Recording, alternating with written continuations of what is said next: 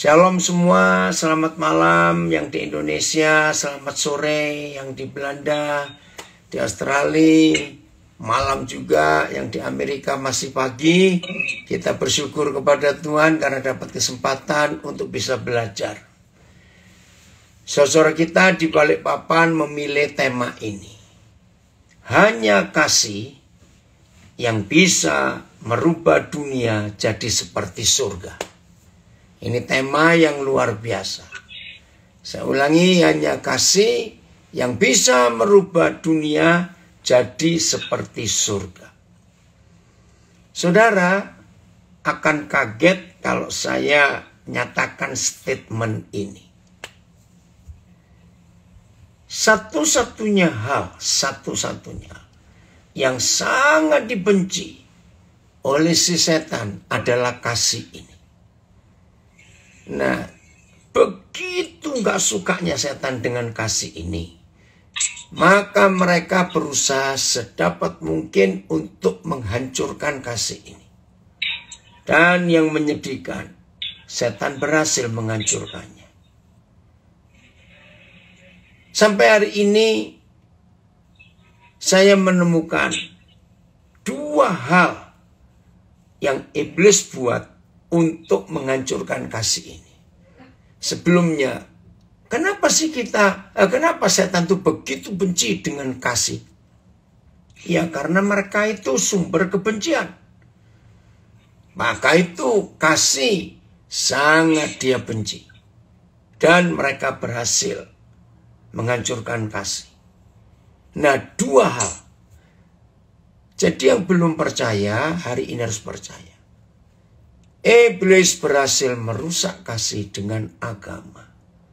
Apalagi agama-agama yang berbeda. Mengerikan, saudara. Maka itu kita yang mengerti kebenaran ini. Ayo kita berubah. Yang kedua, setan berhasil menghancurkan kasih dengan cinta. Nah, bagi yang belum tahu, saudara akan kaget lagi. Cinta, betul. Saudara, ada perbedaan yang jauh antara kasih dengan cinta. Secara tegas, kasih itu, ya, secara tegas, kasih itu. Siapa kasih itu? Bapa di sorga, Tuhan kita. Maka itu satu-satunya buku di dunia yang menuliskan siapa kasih itu. Itu hanya ada di 1 Yohanes 4 ayat 8. Saudara boleh baca semua buku di dunia kalau sempat. Kalau nggak sempat, tanya orang-orang yang saudara kenal yang suka baca buku. Ternyata satu-satunya buku yang menuliskan siapa kasih itu, ternyata hanya Alkitab. 1 Yohanes 4 ayat 8. Sebab Tuhan itu kasih. Bukan sifatnya, salah. Kasih itu adalah Tuhan sendiri. Ya, bukan sifat Tuhan kasih. Bukan karakter Tuhan kasih, salah. Ya, barang siapa tidak mengasihi, maka itu ditegaskan oleh kebenaran ini. Barang siapa tidak mengasihi, ia tidak mengenal Tuhan. Sebab Tuhan adalah kasih. Jadi kalau saya baca begini. Barang siapa tidak mengasihi, karena ia tidak mengenal kasih itu. Sebab kasih itu adalah Tuhan. Ya. Ayat orang yang tidak mengasihi tidak mengenal Tuhan. Karena Tuhan adalah kasih. PS, orang yang tidak mengasihi tidak mengenal Tuhan, tidak mengenal kasih. Sebab kasih adalah Tuhan. Wih, ini tulisan luar biasa. TSI. Kalau seseorang tidak mengasihi saudaranya seiman, berarti dia tidak mengenal Tuhan. Karena Tuhan mengasihi semua orang. TSI yang ketiga. Kalau seseorang tidak mengasihi saudaranya seimannya, berarti dia tidak mengenal Tuhan. Karena Tuhan itu maha kasih. Jadi kasih itu adalah Tuhan sendiri. Nah, cinta itu bukan kasih. Cinta adalah suatu tindakan yang ditetapkan oleh kasih itu hanya dilakukan untuk suami istri. Saya ulangi, cinta itu sebuah tindakan yang diciptakan oleh kasih itu sendiri. Dan cinta itu hanya untuk suami istri. Karena di dalam cinta ada seks. Di dalam kasih tidak ada seks. Maka itu terbukti. Maaf saya harus katakan ini. Ketika dua orang saling jatuh cinta. Ada kata itu. Seharusnya salah. Ketika dua orang itu mulai timbul rasa ingin mengasihi, di situ setan masuk. Karena kasih itu harus disahkan dengan pernikahan. Begitu kasih itu disahkan dengan pernikahan, maka kasih itu menciptakan las, ya, eros. Dalam bahasa Yunaninya eros. Las bahasa Inggris. Hawa nafsu bahasa Indonesia. Mendengar kata hawa nafsu, kalau yang melakukan suami istri itu tidak salah. Dan memang di dalam cinta itu ada eros. Dari kata eros muncul erotik. Las, hawa nafsu. Nggak apa-apa. Nah, maka itu saya katakan, kasih ini dihancurkan oleh si kunyuk itu. Dengan dua hal. Lewat agama, kasih itu hancur. Lewat cinta yang tidak di dalam peraturan pernikahan, maka hancur hidup itu. Dan makin hari, saudara, keberhasilan setan itu makin nyata. Maka itu muncul kata free sex, seks bebas. Nah, dalam seks bebas inilah hancur total kasih itu. Karena ketika dua orang yang sedang jatuh cinta dan belum diikat dalam suatu pernikahan, maka free sex terjadi. Nah, begitu free sex terjadi, hanya Alkitab lagi sekali. Tidak ada buku lain yang menuliskan mengapa kalau ada free sex 99,99% pria itu akan mencampakkan gadis yang baru dia tiduri itu. Nggak ada buku lain. Kita buka 2 Samuel 13 ayat 15. Ngeri, saudara. Aduh, secara fakta rasanya susah untuk bisa menyatakan kasih ini. Karena cinta sudah diumbar, sudah hambur-hamburkan oleh si setan, oleh hawa nafsu itu. 2 Samuel 13 ayat 15. Nah, ini kisah yang tertulis di dalam kitab suci. Saudara lihat, ya tolong karena waktu, bagi yang baru pertama kali membaca ayat ini, saya harap saudara baca mulai ayat 1. Supaya tahu. Bayangkan, kisah ini terjadi berapa ribu tahun yang lalu. Tetapi tetap relevan. Tetap up to date. Tetap terbukti sampai hari ini. Maka itu gadis-gadis, jaga dirimu. Kemudian timbullah kebencian yang sangat besar pada Amnon terhadap gadis itu. Perhatikan kalimat ini. Bahkan lebih besar benci yang dirasanya kepada gadis itu daripada cinta yang dirasanya sebelumnya. Nah, saudara nanti baca mulai ayat 1. Amnon ini salah seorang anak Daud dari istri yang keberapa, saya lupa.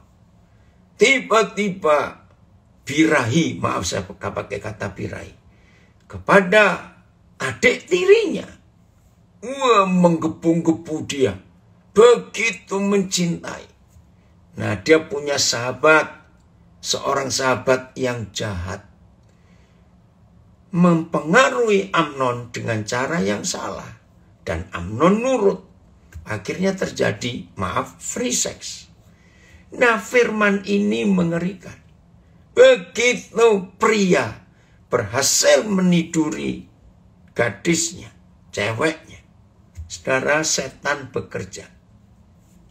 Maka itu bagi beberapa saudara yang belum pernah mengerti kebenaran ini, ya, mulai hari ini kalau saudara baca Alkitab, jangan saudara baca sebagai kitab suci agama, tidak. Ya, Alkitab ini buku pengetahuan, Alkitab ini manual kehidupan, Alkitab ini buku petunjuk untuk semua yang ingin hidup benar. Maka itu lagi sekali teologi lah, agama Kristen lah yang merusak Alkitab. Jadi bukan kebenaran yang utuh karena di otak-atik dengan doktrin. Maka itu perpecahan terjadi di dalam tubuh Kristus karena doktrin. Nah, ini salah satu contoh. Sebelum kisah Amnon ini, nggak ada seorang pun yang pernah menulis bahwa free sex itu langsung timbul kebencian dari si cowok kepada cewek.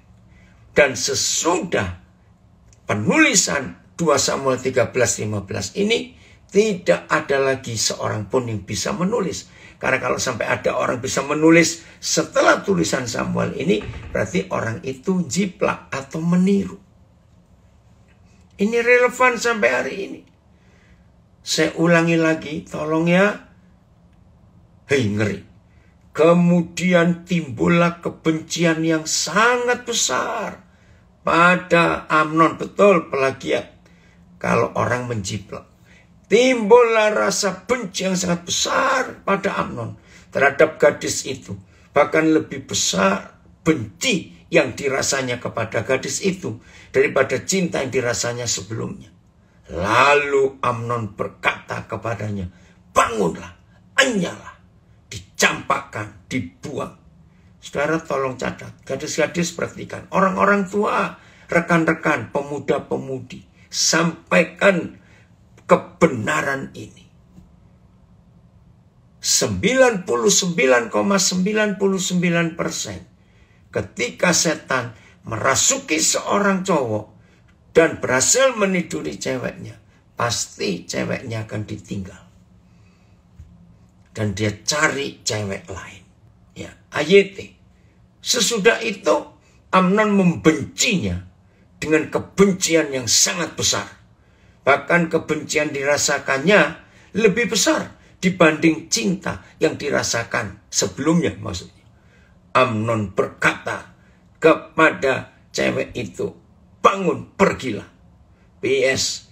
Tetapi sesudah itu, sesudah melakukan free sex, Amnon sangat benci kepada Tamar. Dan kebenciannya itu lebih besar daripada cintanya semula. Lalu ia berkata kepada adiknya, keluar, diusir, saudara. Saya ulangi lagi, ini terjadi sampai hari ini.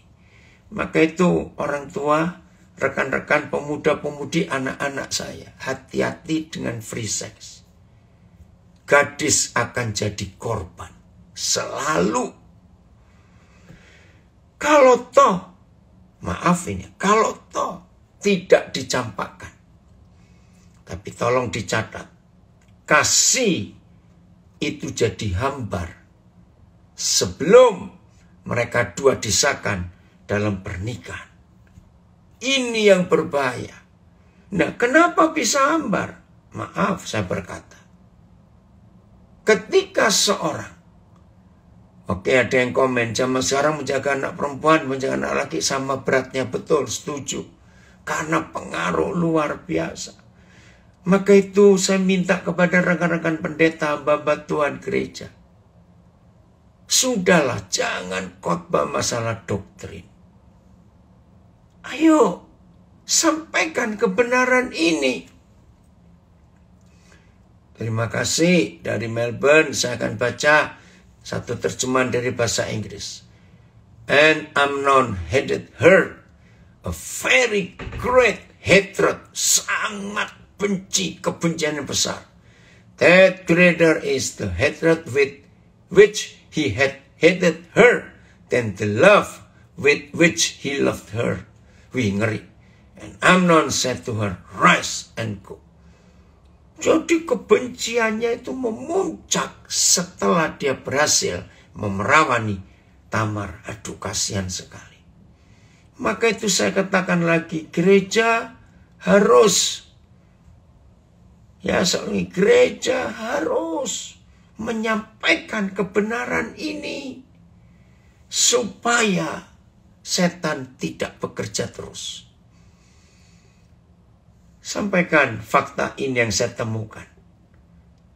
Korban cinta itu rata-rata perempuan. Maaf ya. Korban cinta rata-rata perempuan. Dan korban sudah begitu banyak. Sedih. Kenapa? Gadis-gadis yang bodoh kok bertambah banyak, maafkan saya. Ada yang tanya, apa ada korban laki-laki? Ya, kalau ada korban cinta laki-laki itu laki-laki goblok, saya bilang. Maaf. Maka itu pria bertobat. Kita tidak boleh menghancurkan hidup seorang gadis. Maka itu saya berkata kepada anak-anak perempuan saya. Kalau kamu sedang pacaran dan cowokmu minta cium, langsung batalkan. Ya, langsung batalkan. Berarti dia tidak benar. Loh, kok tidak benar? Buktikan dong kalau cinta. Nah, itu justru berbahaya. Karena ciuman adalah pintu gerbang seks. Serius. Maka itu hati-hati. Saudara, ngeri sekali kalau tidak berhati-hati. Satu kali, saya lupa sudah agak lama ini, sudah lebih dari 10 tahun. Salah seorang anak saya, dia memang penggubah lagu, sekarang ada di NDC. Namanya Ronald Pangemanan. Tiba-tiba dia dapat lagu yang bagus. Cinta harus memiliki. Dan itu betul. Tapi ketika albumnya dibagikan ke radio-radio terkenal swasta ya di Jakarta, kan selalu begitu. Kalau ada album baru, maka diminta pendapat pendengar untuk dapat rating. Wih, saudara, 90 sekian persen ketika lagu Cinta Harus Memiliki diperdengarkan. 90 sekian persen yang mendengar bilang tidak setuju. Saya masih ingat kisah itu. Nah, akhirnya terlibat polemik. Ya, wah seru itu. Waktu di radio itu pakai email, ya, waktu itu pakai Facebook. Kami mulai terjadi perdebatan. Tapi saya juga capek karena harus balasin begitu banyak orang yang tidak setuju. Akhirnya saya minta hikmat dari Roh Kudus. Bagaimana supaya polemik ini berhenti? Mereka enggak terus argumentasi karena sedikit sekali yang menyetujui. Akhirnya Tuhan katakan begini, maka itu dengar ya, sampaikan. Hanya kasih yang bisa merubah dunia menjadi seperti surga. Dan kasih itu dihancurkan oleh agama dan cinta. Hari ini kita harus menyadari itu. Begini ilustrasi yang Roh Kudus katakan. Dan ketika saya sampaikan itu, maka polemik berhenti. Ya, mudah-mudahan anak-anak muda itu mengerti. Menikah itu tidak sama seperti orang beli sepatu. Catat. Lagi sekali saya katakan. Menikah itu tidak sama dengan orang beli sepatu. Yang belum ngerti, saya jelaskan. Hampir tidak ada orang beli sepatu itu nggak dicoba. Hampir nggak ada. Semua orang yang beli sepatu harus dicoba. Betul? Nah, maafkan saya. Cewek-cewek, gadis-gadis, sadarlah kamu. Ngerti? Siapa yang dicoba? Maaf, ya si gadis dong. Ini yang kita harus tahu. Begitu sepatu dicoba dan tidak cocok, maaf, kan dikembalikan ke tokonya. Dan orang ini pindah ke toko lain. Cari lagi yang lain. Wih, ngeri sekali bukan? Maka itu kehancuran terjadi, saudara. Ketika cinta tidak harus memiliki. Maka itu saya katakan dari awal tadi. Kasih yang mulai muncul di hati dua orang, pria dan wanita, itu harus dikuduskan dulu dalam pernikahan. Dan tidak ada coba-coba. Baru cinta itu boleh dilakukan. Kalau tidak hancur. Dan kehancuran sudah terjadi sampai hari ini di mana-mana kita melihat kehancuran itu. Maka itu biarlah lewat kebenaran ini semua kita mulai sadar dan berubah. Bahwa hidup ini harus taat kepada hukum atau peraturan. Ya. Supaya kebenaran Tuhan itu memerdekakan semua orang tidak jatuh di dalam dosa dan menghancurkan kehidupan ini. Jelas ya, jadi cinta harus memiliki. Karena apa? Karena hanya untuk berdua, bukan untuk rame-rame. Maaf saya katakan, cinta hanya untuk berdua. Itulah suami istri. Bukan untuk rame-rame. Dalam nama Yesus. Maka itu kalau hari ini kita mendengar pelajaran ini. Gereja, ayo kita mulai hidup di dalam kebenaran ini. Ada satu ayat yang sangat aneh.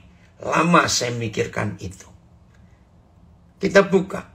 Kidung Agung 2 ayat yang ke-7.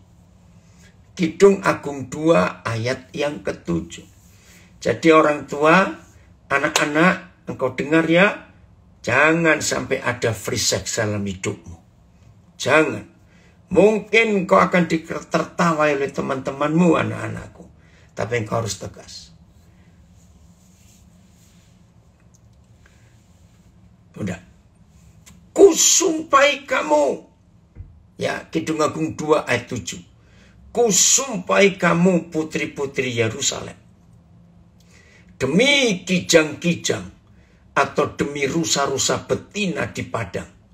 Jangan kamu membangkitkan dan menggerakkan cinta. Bukan kasih loh. Sebelum diingininya. Ayete, aku menyumpaimu, hai putri-putri Yerusalem. Demi rusa-rusa betina atau kijang-kijang di padang. Jangan membangunkan dan jangan membangkitkan cinta sebelum ia menginginkannya.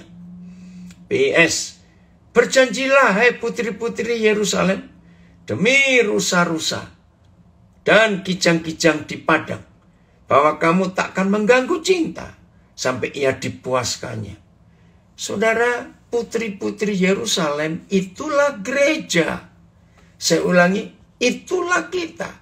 Karena gereja kan mempelai perempuan Yesus.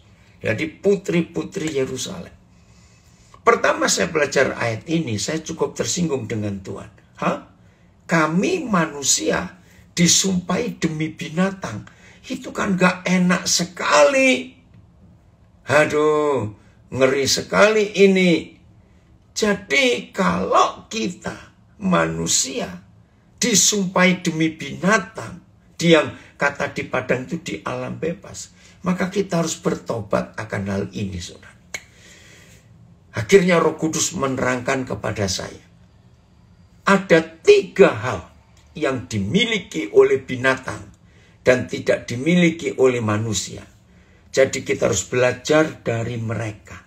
Saya ulangi, ada 3 hal yang kita bisa belajar dari binatang. Aduh, kedengarannya nggak enak. Masa manusia belajar dari binatang? Betul. Maka itu dalam banyak pengajaran yang Tuhan ajarkan kepada saya, ternyata melihat Alkitab, bagian-bagian tertentu dari firman Tuhan ini, kalau dilihat lewat hidup binatang, ternyata lebih gampang dimengerti daripada dilihat dari latar belakang teologi atau doktrin. Ternyata beda. Nah, ini salah satu 3 hal yang manusia, yaitu saudara dan saya, harus belajar dari binatang. 1. Binatang itu diberi waktu oleh Tuhan untuk punya waktu musim kawin. Betul? Semua binatang itu ada waktunya untuk musim kawin. Hebat nggak mereka? Jadi sebelum musim kawin, maka binatang itu nggak pernah birahi, nggak pernah bercinta kalau musimnya belum tiba. Nah, ini hal yang manusia harus belajar dari mereka. Kita ini kurang ajar betul. Aduh, lihat. Maaf ya, saya pakai istilah yang kasar sekali. Tapi itu fakta. Bagaimana mereka tahu aturan? Mereka itu telanjang bebas di alam bebas. Tapi kalau belum waktunya, mereka tidak akan bisa birahi. Ini yang dikatakan jangan bangkitkan cinta sebelum waktunya. Wih, hebat sekali. Jadi mereka tahu. Saudara lihat, yang kedua. Binatang itu tahu spesiesnya. Ngerti enggak? Aduh, ini agak apa ya, keterlaluan kita ini. Firman Tuhan berkata, sebagai anak-anak terang, kita harus bersatu menjadi suami istri dengan sesama anak terang. Lah, binatang itu tahu aturan. Mungkin saudara yang belum pernah tahu ini akan geli kepada diri sendiri karena kebodohan kita. Nggak pernah itu sampai hari ini. Ada sapi birahi dengan kuda atau kerbau dengan kambing. Maaf. Nggak ada sampai hari ini kita melihat ayam jatuh cinta dengan burung. Nggak ada. Mereka tahu spesiesnya. Padahal mereka nggak sekolah. Nah, di sini kita melihat betapa kurang ajarnya kita ini. Katanya berpendidikan. Ini yang kita harus tahu tentang mereka. Maka itu sampai Tuhan bilang, kusumpahi kamu. Wih, yang ketiga yaitu mereka telanjang, tapi mereka tahu waktu, mereka tahu aturan. Kita ini pakai baju, pakai celana, tapi kurang ajar juga. Maaf saya berkata ini. Ini yang kita harus tahu. Puji Tuhan, Sofyan. Ya, ada juga di Kidang Agung 4 ayat 8. Maka itu saudara, tidak ada buku lain. Ya, tidak ada buku lain selain kitab suci yang menuliskan tentang kasih. 1 Korintus 13 adalah satu-satunya tulisan di seluruh dunia. Saya ulangi, 1 Korintus 13 adalah satu-satunya tulisan di seluruh dunia yang memberitahukan kasih itu apa. Ini yang luar biasa. Betul, ada komen di Instagram. Binatang punya musim kawin, tahu spesiesnya, tahu seluruhan dosi. Manusia katanya lebih pintar, tapi malah yang paling gak tahu aturan. Betul sekali. Nah, 1 Korintus 13 itu satu-satunya tulisan di seluruh dunia. Apa kasih itu? What is love? 1 Yohanes pasal 4 ayat 8 itu satu-satunya tulisan. Siapa kasih itu? Who is love? Jadi nggak ada buku lain. Maka itu seharusnya saudara dan saya yang mengaku murid-murid Tuhan Yesus, mengaku gereja Tuhan, maka kita yang diberi kepercayaan memiliki kebenaran, yaitu kitab suci ini. Maka saudara dan saya lah yang harus mampu menyatakan kasih itu kepada dunia. Karena nggak ada yang lain. Ngeri sekali. Maka itu ketika kita yang dipercaya untuk memiliki buku satu-satunya di dunia yang menuliskan tentang apa itu kasih. 1 Korintus 13 dan siapa itu kasih. 1 Yohanes 4 ayat 8. Maka kalau saudara dan saya tidak mampu menyatakan kasih, maka dunia ini hancur.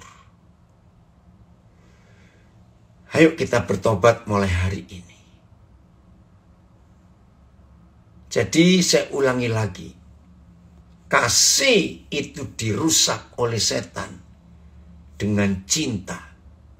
Landry, terima kasih. Papa senang kamu gabung. Jadi saya ulangi. Kalau tema kita belajar hari ini hanya kasih yang bisa merubah dunia jadi seperti surga, maka ingat, hanya dua hal yang setan rusak kasih. Dengan dua hal. Satu, agama. Maka itu agama penuh kebencian. Dua, dengan free sex. Dengan cinta. Jadi kalian orang-orang muda jangan ada seks sebelum melakukan pengesahan. Nah, ini ayat yang terakhir di bagian cinta dan kasih. Kita akan pindah. Kejadian 1:28. Jadi Papa memberikan peraturan ini. Jelas sekali hukum ini.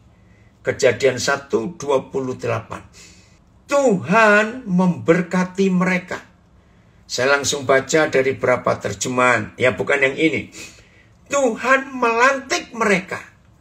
Tuhan mengesahkan mereka. Tuhan mewisuda mereka. Tuhan memberi otoritas mereka. Jadi kata memberkati ini gak sekedar diberi berkat, terus jadi kaya, jadi senang. Tidak. Di dalamnya ada pelantikan. Di dalamnya ada pengesahan. Ada wisuda. Untuk disahkan menjadi suami istri. Untuk punya pangkat suami istri. Anak-anak muda dengar. Gereja-gereja hamba-hamba Tuhan dengar. Begitu mereka sah jadi suami istri, lihat hukum ini. Lalu Tuhan berfirman kepada mereka, beranak cuculah dan bertambah banyak. Jadi urutannya disahkan dulu jadi suami istri, berpangkat suami istri, berstatus suami istri, baru ada seks. Baru ada cinta. Maka itu kasih harus mulai dulu. Di dalam kasih itu nggak ada seks. Sayang waktu ya. Pokoknya nanti saudara baca 1 Korintus 13. Di situ ada daftar kasih itu apa saja. Nanti saudara baca 1 Korintus 13. Nah begitu disahkan jadi suami istri, baru cinta itu dimulai. Wih, ini ayat luar biasa, saudara. Terima kasih Bapak, ada firman yang adalah hukum yang luar biasa ini. Terima kasih. Maka itu Kejadian 1:28, iblis sangat benci dan mereka menjungkir balikan peraturan pernikahan ini dengan free sex atau seks duluan. Hari ini harus ada perubahan dalam hidup ini. Ya, tidak ada buku panduan yang ada, Alkitab yang harus dilakukan, dihidupi selama kita hidup benar. Karena Alkitab ini peraturan yang Tuhan tuliskan. Ini buku kehidupan, bukan milik orang Kristen. Tidak. Kitab suci ini, kitab Injil ini bukan milik gereja. Tidak. Ini milik semua orang. Walaupun ada orang tidak mengaku Kristen, tapi mereka pun punya hak untuk menghidupinya. Karena ini berlaku untuk semua orang. Ini dia. Jadi harus betul-betul hidup dalam keutamaan. Wah, keren. Ini cucu saya yang di Malang ngomong. Amin. Opa, masalah terbesar dalam relationship anak muda adalah kebanyakan orang mengatakan I'm in love. Padahal sebenarnya mereka mengatakan I'm in lust. Betul. Makasih Abi. Hebat sekali pernyataanmu. Nah, ngerti ya? Jadi hari ini kita harus tahu bahwa kasih itu beda jauh dengan cinta. Cinta itu hanya boleh dimiliki oleh dua orang laki perempuan yang sudah disahkan jadi suami istri. Selain itu tidak boleh. Oke, sekarang kita lanjut dalam hidup bermasyarakat, hidup bersosialisasi, hidup bertetangga, hidup dalam komunitas, termasuk dalam gereja, dalam dunia usaha, dalam dunia pendidikan. Ya, dalam hidup apa saja, maka kasih harus kita kerjakan dengan serius. Kita baca Roma 15 ayat 7. Di dalam kasih yang kita harus gunakan, baik dalam keluarga, dalam bertetangga, dalam berteman, dalam bergaul, dalam urusan bisnis, di dalam komunitas, di dalam gereja, ya, kita harus menggunakan ini. Roma 15 ayat 7. Ada satu prinsip di dalam kasih. Ya, ingat tema kita, hanya kasih yang bisa merubah dunia menjadi seperti surga. Sebab itu, terimalah satu akan yang lain. Sama seperti Kristus juga telah menerima kita untuk kemuliaan Tuhan. Wih, ini betul-betul hebat, saudara. Menerima, acceptance. Saudara, iblis benci juga dengan kata penerimaan. Iblis, setan neraka itu nggak suka dengan acceptance. Maka itu masyarakat hancur. Ya, dalam bahasa Inggris bully, tahu bullying, dibully. Bahasa Indonesia saya nggak tahu dari bahasa mana itu, perundungan. Ya, tapi pelecehan. Itu terjadi. Bahkan saudara, tidak sedikit anak-anak yang dibully, dilecehkan temannya, itu sampai bunuh diri. Jahat sekali. Nah, lawan katanya penerimaan, itu penolakan. Nah, penolakan itu karena banyak alasan. maka itu kasih ini luar biasa. Penolakan yang pertama karena ras, karena warna kulit, karena kesukuan. Penolakan yang kedua karena beda agama, beda kepercayaan. Penolakan yang ketiga karena beda status sosial, jenjang pendidikan. Penolakan yang ketiga karena sakit penyakit. Yang keempat maksudnya. Penolakan yang kelima karena kata orang. Belum kenal orang itu, tapi karena dengar orang ngomong tentang orang itu, langsung bertindak, ada penolakan. Pusat, apa kabar kamu? Dari Miria atau Lawas, lupa. Nah, ada banyak lagi yang lain. Coba saudara temukan penolakan itu. Oke, Aan kirim FHYH. Jadi hendaklah saudara saling menyambut dan saling menerima. Sama seperti Kristus menyambut dan menerima saudara dengan hangat. Dengan demikian Tuhan akan dimuliakan. Saudara lihat sejarah perbudakan berapa abad yang lalu. Semua orang marah kepada sistem perbudakan. Dan yang menyedihkan 100% pelaku perbudakan itu orang Kristen di dalam gereja. Ngeri sekali. Maka itu saudara, sejarah gereja di Amerika sangat gelap. Karena praktek perbudakan itu. Hari ini kita harus berubah.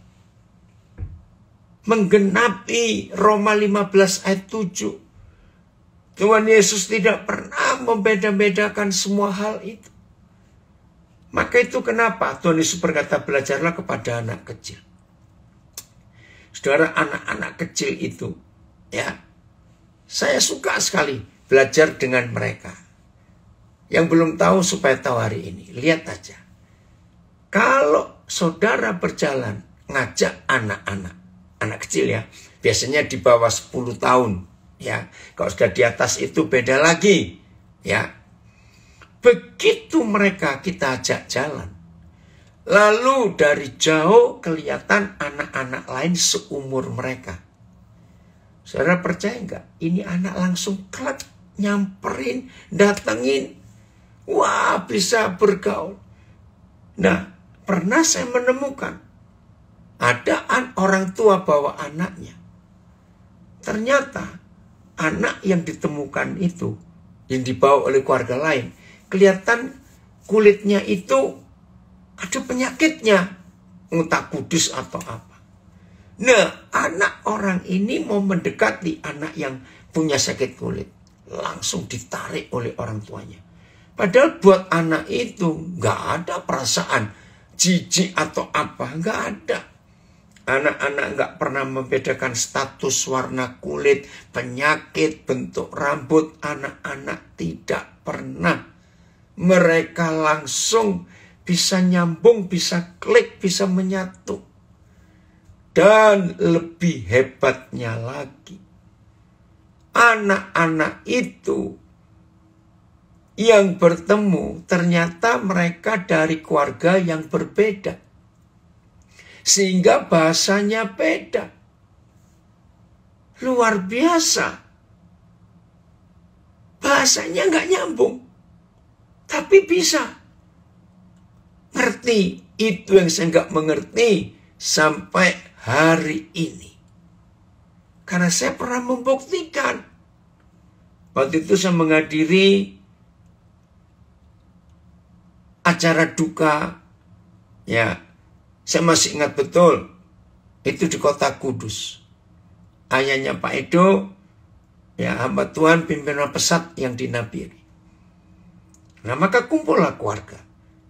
Pak Edo bawa anaknya 2 dari Nabiri. Anak 2 ini pakai bahasa Indonesia karena bukan dalam lingkungan orang Jawa. Lalu ada saudara-saudara Pak Edo yang memang tinggal di Kudus atau Jawa Tengah. Anak-anaknya pakai bahasa Jawa. Tapi ada salah seorang kakaknya Pak Edo itu menikah dengan orang Amerika. Nah, datanglah keluarga ini dan anak itu pakai bahasa Inggris. Nah, waktu kami sedang duduk-duduk bicara di rumah duka, saya tuh merhatikan, ini anak-anak kecil. Ada kira-kira hampir 10 anak. Loh, yang dari Jawa ngomong bahasa Jawa, yang dari Nabire bahasa Indonesia, yang dari Amerika pakai bahasa Inggris. Saya heran. Mereka bisa akrab, padahal pakai 3 bahasa. Nah, saya ini nguping. Loh, ini ngomongnya beda-beda. Tapi mereka bisa bergurau, bisa lari-larian, bisa main. Seperti itu, ini kisah nyata, saudara. Nah, di situ kita belajar. Anak-anak itu memang luar biasa. Ayo kita jadi seperti anak-anak. Jadi dunia akan berubah menjadi seperti surga dengan kasih yang kita praktekkan tanpa memilih-milih, memilah-milah suku apa, bahasa apa, warna kulit apa, enggak. Roma 14 ayat 1. Roma 14 ayat 1. Ini hukum kasih yang luar biasa. Roma 14 ayat 1. Sebab itu, terimalah orang yang lemah imannya tanpa mempercakapkan pendapatnya. Terimalah orang yang lemah imannya, tetapi bukan untuk berdebat pendapat. Adapun orang yang lemah imannya itu kamu sambutlah. Tetapi bukannya dengan maksud berbala-bala atau berbantah-bantah dalam hal yang waham, hal yang tidak tepat. Ini terjemahan lama. Orang yang tidak yakin akan apa yang dipercayainya harus diterima dengan baik di antara saudara-saudara. Jangan bertengkar dengan dia mengenai pendirian-pendiriannya. Wih, ini hebat sekali, ya. TSI. Terimalah dengan baik orang-orang yang kurang percaya penuh tentang kebebasan kita yang bersatu dengan Kristus. Janganlah buang-buang waktu untuk debat pendapat dengan mereka. Nah, ini firman Tuhan. Maka itu, doktrin itu merusak. Terjemahan ILT, ya saya akan baca. Dan terimalah dia yang lemah iman, bukan sebagai penghakiman pikiran-pikiran. Puji Tuhan. FIY-nya Filipus, coba FIY, ya. Jadi 2 ayat ini penting untuk kita lakukan dalam hidup kita berkomunitas, ya, berkeluarga, bergereja, dalam dunia bisnis, dalam dunia pertemanan, pendidikan, keluarga. Sambutlah dengan gembira setiap orang yang ingin bergabung dengan saudara, meskipun imannya lemah. Jangan mencelanya karena ia mempunyai paham yang berlainan dengan saudara tentang apa yang benar dan tentang apa yang salah. Nah, ini terjemahan firman Allah yang hidup. Lebih jelas saya baca lagi, ya. Sambutlah dengan gembira setiap orang yang ingin bergabung dengan saudara, meskipun imannya lemah.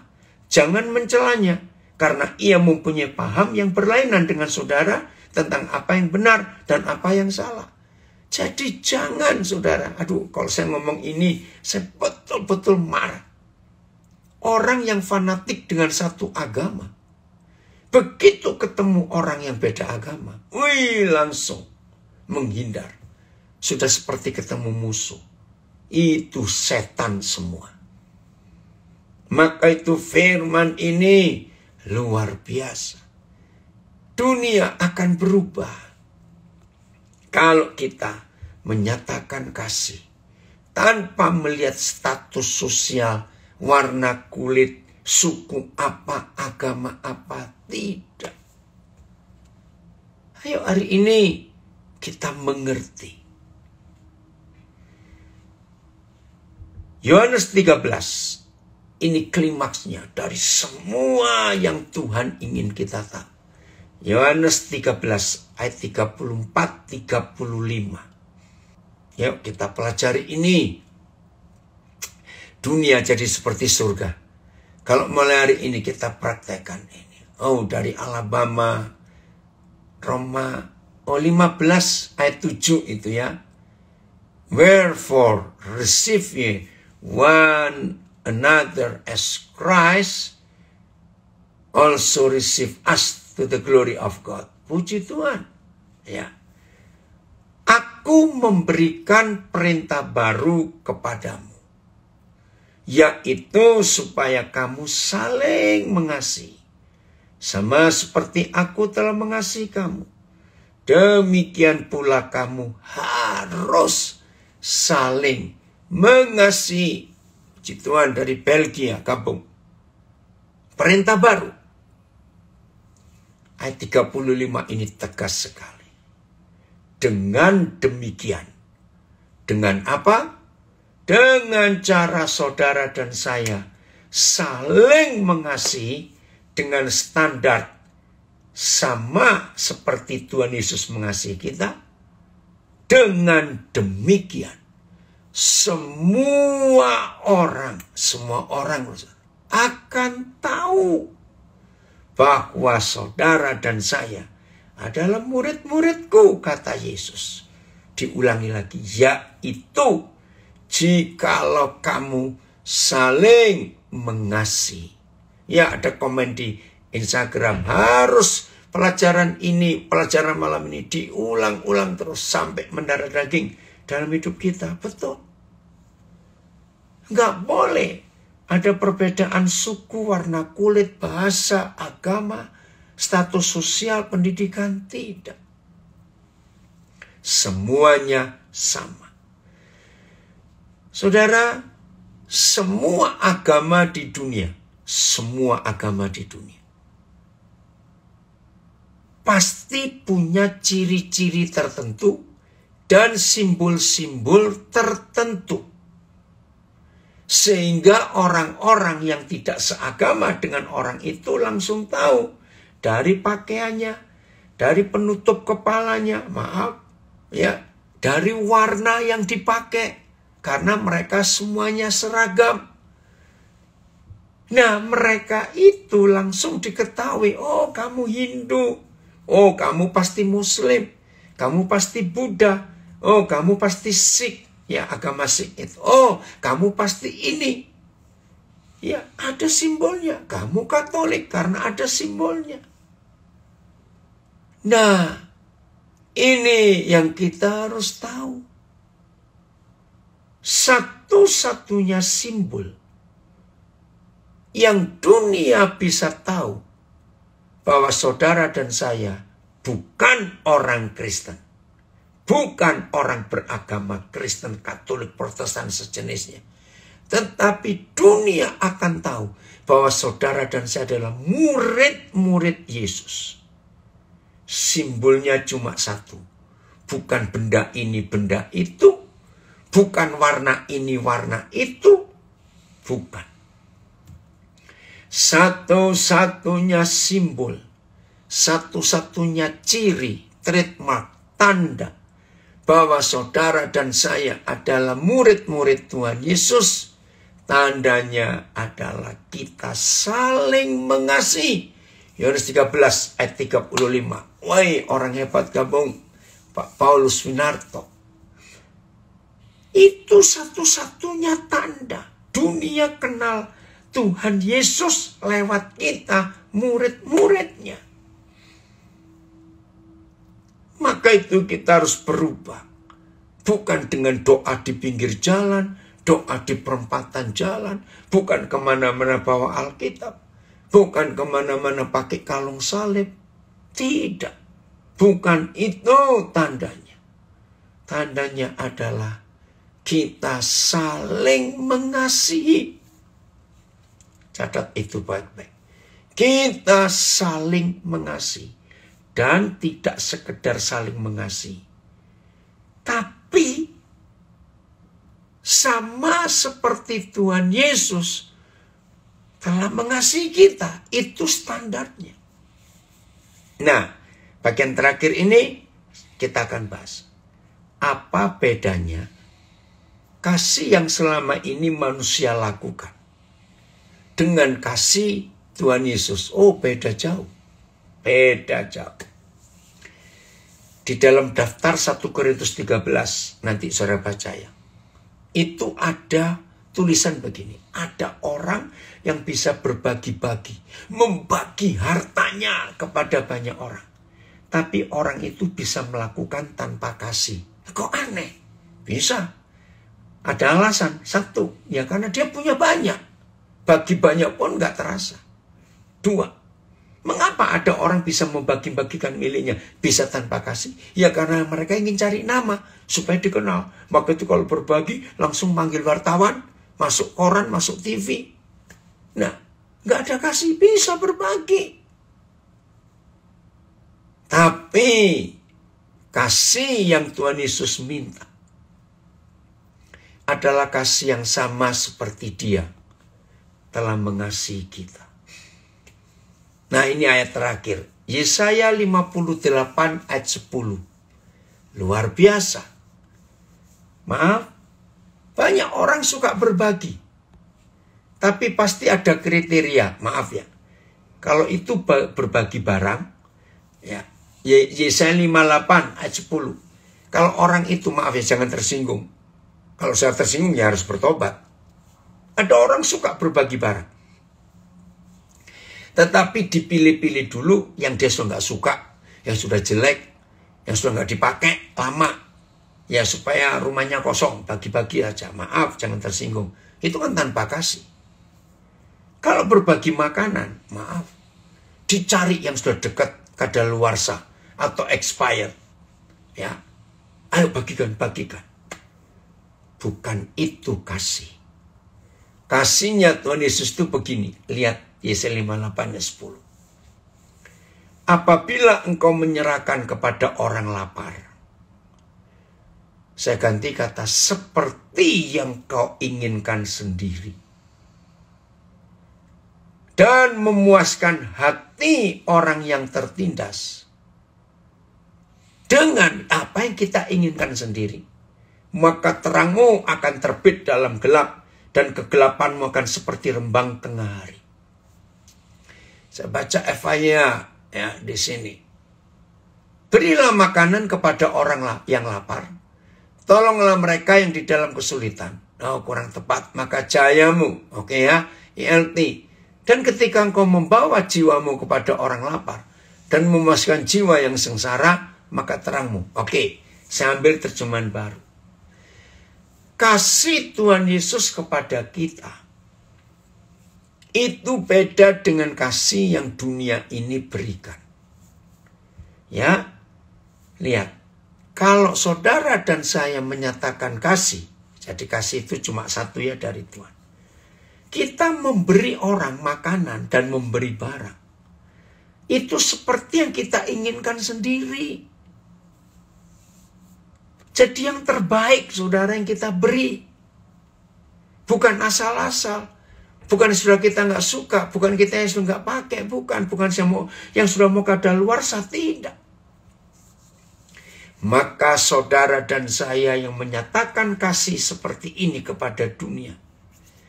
Lihat, maka terangmu akan terbit dalam gelap, dan kegelapanmu akan seperti rembang tengah hari. Tahu nggak arti kalimat ini? Kalau semua kita mempraktekkan kasih, menjalankan kasih, menggunakan kasih, dan semua dari semua aktivitas hidup kita hanya kasih dan kasih. Maka gelap itu nggak bertahan di bumi. Gelap itu minggir semua. Karena ada terang. Kasih itu terang. Ini yang membuat bumi jadi seperti surga. Karena selama ini kegelapan menutupi seluruh bumi. Bangsa-bangsa jalan dalam gelap. Dunia dalam gelap.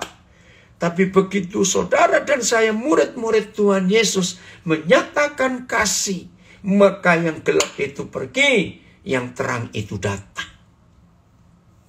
Ini yang dunia lakukan. Bersyukur Tuhan menolong kami sampai hari ini. Saudara, banyak orang tahu bagaimana yang Tuhan ajarkan kepada kami dan kami lakukan. Saya dengan istri, dengan anak-anak. Ayo, enggak membedakan agama, warna kulit, enggak. Yesaya 60 ayat 1. Bangkitlah, menjadi teranglah, sebab terangmu datang, dan kemuliaan Yahweh terbit atasmu. Ayat 2. Jadi ini perintah, kita suruh bangkit. Bangkit menyatakan apa? Bukan bangkit menyatakan doktrin ini, Katolik, Pentakosta, Baptis, tidak. Tapi bangkit menyatakan terang. Sebab sesungguhnya kegelapan menutupi bumi dan kekelaman menutupi bangsa-bangsa sekarang ini. Tetapi puji Tuhan, terang Yahweh terbit atasmu, atas saudara dan atas saya. Apa terang itu? Kasih. Dan kemuliaan kasih menjadi nyata atasmu. Ayat sebab sesungguhnya kegelapan akan melingkupi bumi dan kegelapan yang pekat melingkupi bangsa-bangsa.